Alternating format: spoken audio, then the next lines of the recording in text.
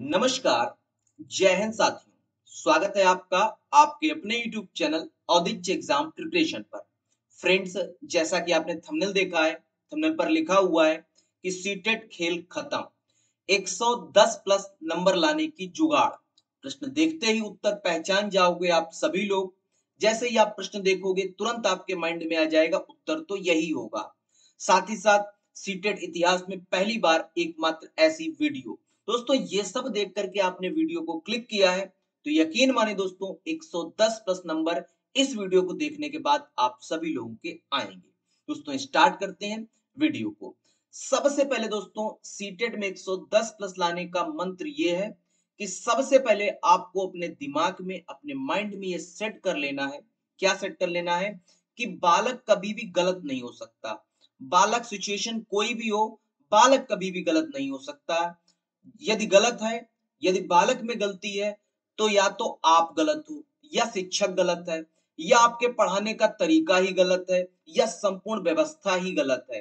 तीन चीज, यदि कोई बालक गलत है, यदि किसी बालक में त्रुटि है, तो तीन चीजें गलत है। या तो आप गलत, या आपके पढ़ाने का तरीका गलत, या संपूर्ण शिक्षा व्यवस्था गलत। ये आपको माइंड में सेट कर लेना है सीटेट का पेपर देने जाने से पहले। अब दोस्तों, सीटेट का जो पेपर होता है वह, उसके आधार बिंदु दो होते हैं, उसके स्तंभ दो होते हैं। वह दो स्तंभों पर टिका होता है सीटेट का पेपर। पहला स्तंभ होता है सकारात्मक और दूसरा होता है नकारात्मकता। सकारात्मकता मतलब प्रश्न में सकारात्मकता पूछी जाएगी, चार विकल्प दिए होंगे, चार विकल्प में से तीन विकल्प आपको लगेंगे अरे ये भी सही, ये भी सही, ये भी सही। उसमें आपको देखना कि सबसे ज्यादा सकारात्मकता वाला प्रश्न ऑप्शन हमारा कौन सा है। एक प्रश्न इस तरीके का आएगा, एक प्रश्न इस तरीके का पैटर्न बनता है कि सबसे ज्यादा नकारात्मकता कौन सा विकल्प हमको दिखा रहा है, दर्शा रहा है। तो इन सभी नकारात्मकता और सकारात्मकता को दोस्तों विस्तार से समझा देंगे। आज के बाद आपके सीटेट में 110 प्लस नंबर आ ही जाएंगे। सबसे पहले चर्चा किस बात पे करते हैं? सकारात्मक तथ्य कौन कौन से हैं, और आप उन तथ्यों को देख करके प्रश्न बगैर ना भी पढ़ पाए उत्तर तुरंत लगा देंगे। सबसे पहले दोस्तों, जहां विद्यार्थी को अधिकाधिक अवसर दिए जाए, जहां विद्यार्थी को अधिक से अधिक अवसर प्रोवाइड कराए जाए, मुहैया कराए जाए, आप समझ जाना कि वह विकल्प सबसे सही है, वही आंसर होना चाहिए। वहीं दोस्तों बात की जाए बहुभाषिकता की। बहुभाषिकता से तात्पर्य है कि कई क्षेत्र के, कई अलग अलग भौगोलिक क्षेत्र से आने वाले बालक और बालिकाएं एक ही समावेशी शिक्षा व्यवस्था ले रहे हो, समावेशी शिक्षा व्यवस्था कर रहे हो, वो वहां पर दोस्तों बहुभाषिकता एक संसाधन के रूप में माना जाता है। बहुभाषिकता एक संसाधन के रूप में माना जाता है। ये आपका पॉजिटिव टैग वर्ड बोला जाता है। अब बात करते हैं दोस्तों, बालक को करके सीखने पर, यदि बालक विद्यार्थी को करके सीखने का बढ़ावा दिया जा रहा है, यदि ऑप्शन में आपके आ जाए दोस्तों कि बालक करके सीख रहा है, आप दोस्तों कहीं जाना ही मत, वही आंसर आपका सही हो जाएगा। करके सीखने को बढ़ावा दिया जा रहा हो तो बिल्कुल सही आंसर आपका वही होगा। वहीं दोस्तों बात करूं इनमें कि विद्यार्थियों को कार्य करने की स्वतंत्रता दी जा रही हो। जैसे कोई विद्यार्थी बात कर रहा है, भाषा की कक्षा चल रही है, तो उसके विचारों को बोलने की, उसको संवाद करने की, उसको विचार विमर्श करने की पूर्णतः स्वतंत्रता होनी चाहिए। यदि ये प्रश्न में आपको दिख जाए कि विद्यार्थी को स्वतंत्रता मिल रही है ऑप्शन में, तो आपको तुरंत उसी ऑप्शन पे चले जाना और कौनो आंसर पे लिबिर लिबिर नहीं करना है। आंसर वही सही होता है। चलो भाई, चलते हैं नेक्स्ट पॉजिटिव टैग वर्ड पर। दोस्तों, ये आप कतई चाप जाओ, खा जाओ, इससे बाहर फिर आपका सीटेड में कुछ नहीं है। जहां विद्यार्थी, सभी विद्यार्थियों को की समावेशन की बात हो रही है, यहाँ की विशिष्ट बालक, समस्यात्मक बालक, प्रतिभाशाली बालक, अधिगम अक्षम बालक, यानी कि सारे विद्यार्थियों को की समावेशन की बात हो रही, एक ही विद्यालय में, एक ही समय पर, एक ही अध्यापक के द्वारा, नियत पाठ्यक्रम के द्वारा, नियत समय में दी जाने वाली शिक्षा व्यवस्था की बात हो रही हो। यानी कि विद्यार्थियों के समावेशन की जहां पर बात आपके ऑप्शन में दिख जाए, समझ जाओ भैया उससे बढ़िया आंसर कोई हो ही नहीं सकता। तो आंसर क्या आपको लगाना है? ये लगा देना है। अब दोस्तों बात करते हैं कि विद्यार्थी यदि विद्यार्थी को जो सीख रहा हो उसके अधिगम को पूर्व ज्ञान के आधार पर दिया जा रहा हो। यदि कोई अध्यापक है, क्लास पढ़ाने आया, यदि कोई अध्यापक नंबर सिस्टम पढ़ाने आया, संख्या पद्धति सिखाने आया, तो उससे पहले जो संख्या पद्धति से संबंधित बालकों में अवधारणा जो विकसित कराई गई, उस पूर्व ज्ञान के आधार पर यदि अधिगम कराया जा रहा हो, तो आप समझ जाना कि ये ऑप्शन बिल्कुल सही है। पूर्व ज्ञान के आधार पर यदि अधिगम कराया जा रहा है, तो सबसे बढ़िया है। आप ये आंसर की तरफ जा सकते हो। अब बात करते हैं दोस्तों, कक्षा-कक्षीय जीवन को वास्तविक जीवन से जोड़ा जा रहा हो। यदि कक्षा के वातावरण को, कक्षा-कक्षी माहौल को बालक के वास्तविक जीवन से, व्यावहारिक जीवन से जोड़ा जा रहा हो, तो आप समझ जाना इससे अच्छा तो ऑप्शन हमारे पास कुछ हो ही नहीं सकता है। तो आपको वहाँ पर चले जाना है।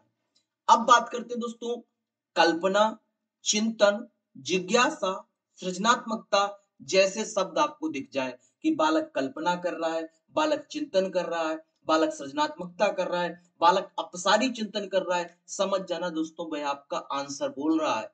वह ऑप्शन नहीं, वो आपका उत्तर है, आपका 1 नंबर है। आपको 89 से 90 की तरफ पहुंचा रहा है वो ऑप्शन। तो आप लगा देना, सही हो जाएगा। अब दोस्तों एक बात याद रखना है कि बालक में त्रुटि या फेल होने पर बालक को दोषी नहीं, शिक्षक स्वयं या शिक्षा व्यवस्था को दोषी माना जाए।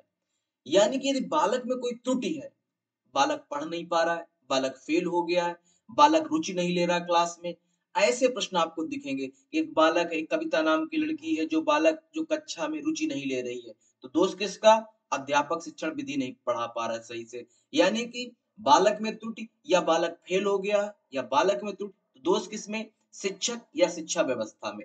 ऐसा ऑप्शन आपको दिख जाए, आप तुरंत लगा देना, फिर गलत नहीं होगा, फिर आपका सही होगा। अब बात करते हैं दोस्तों, अभी तक तो आपने देखे कि कौन से ऑप्शन देखो और टिक लगा दो। अब आपको मैं वो बताऊंगा कि इन आंसर ये ऑप्शन आपको दिख जाए तो आपको कतई छूना नहीं है, आपको आगे बढ़ जाना है। दोस्तों नकारात्मक तथ्य नहीं चुनना है जब तक नकारात्मकता प्रश्न में ना पूछी जाए। मतलब मेरी बात का समझे कि नहीं? नकारात्मकता तथ्य नहीं चुनना है, इसका मतलब है यदि प्रश्न में पॉजिटिव वे में प्रश्न किया गया है कि कविता कक्षा में सही से कार्य नहीं कर रही है, तो आप क्या करेंगे? तो आप इससे ऊपर देखो, शिक्षक स्वयं या शिक्षा व्यवस्था दोषी मानेंगे। लेकिन यदि पूछा जाए कविता कक्षा में कार्य क्यों नहीं कर रही, नहीं प्रश्न आ जाए, नकारात्मकता प्रश्न में पूछी जाए, तो फिर हम नकारात्मकता ढूंढेंगे प्रश्न में। बात समझ में आई? जब तक नकारात्मकता तथ्य नहीं चुनना है, जब तक प्रश्न में नकारात्मकता की बात ना हो।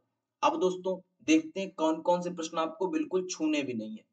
याद करना, यदि बालक को रटाया जा रहा हो, याद कराया जा रहा हो, इस ओर बच्चे को बिल्कुल नहीं ले जाना है।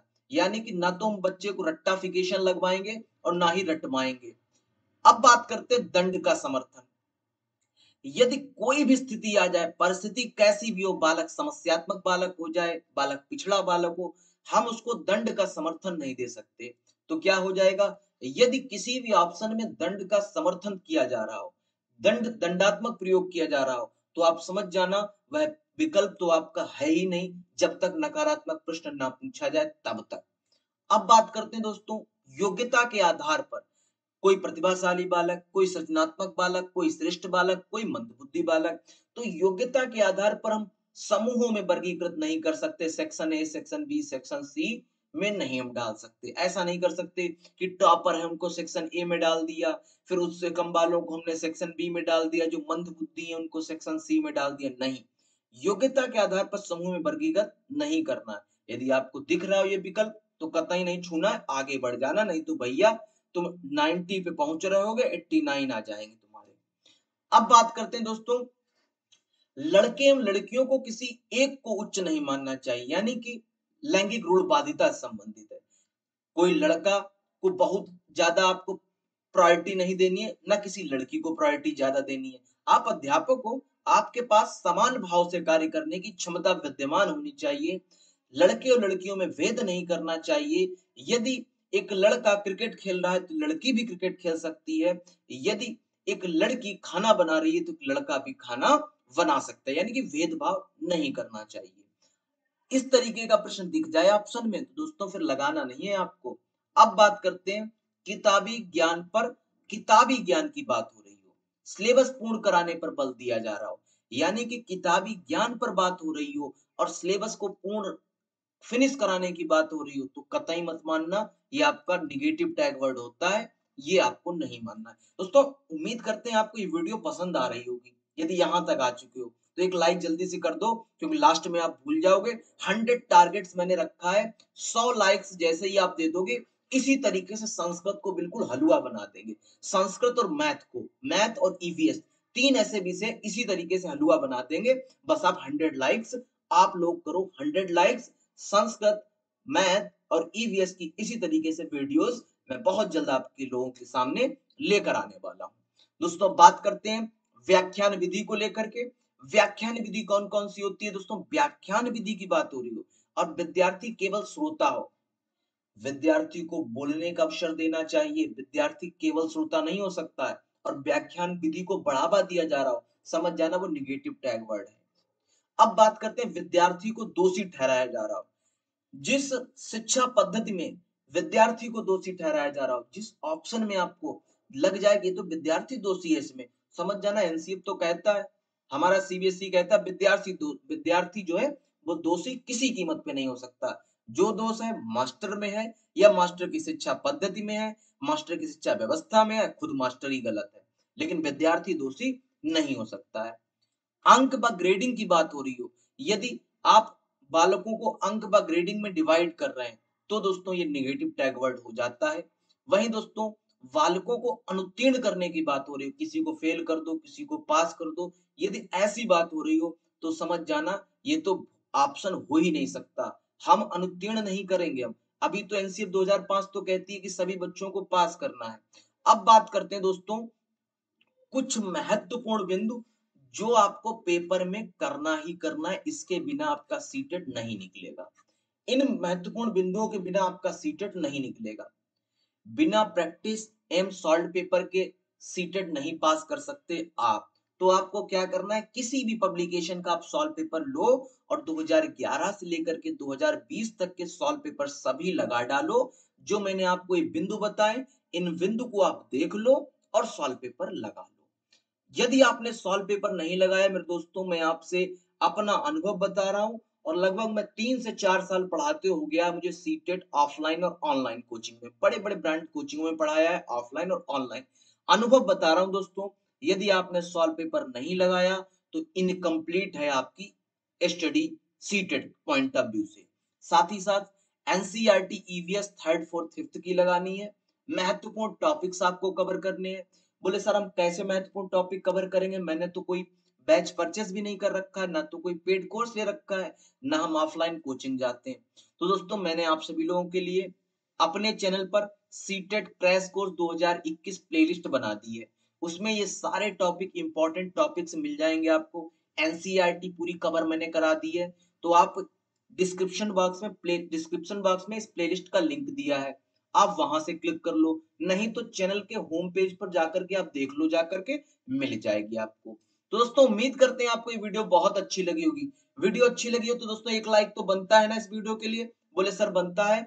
और प्यारा से एक कमेंट दो कि कैसी लगी वीडियो, और यदि बहुत ही अच्छी लगी तो शेयर कर देना और चैनल को सब्सक्राइब कर लेना, तभी तो आपको लेटेस्ट अपडेटेड वीडियोस मिलेंगी हमारी, और हमारे लाइव सेशंस तभी तो आपको मिल पाएंगे जब सब्सक्राइब वाला बटन प्रेस करेंगे और बेल आइकन को प्रेस करेंगे, तभी नोटिफिकेशन आपके पास जाएंगे। थैंक यू दोस्तों, मिलते हैं एक नेक्स्ट वीडियो के साथ, एक नेक्स्ट टॉपिक के साथ। धन्यवाद। जय हिंद साथी।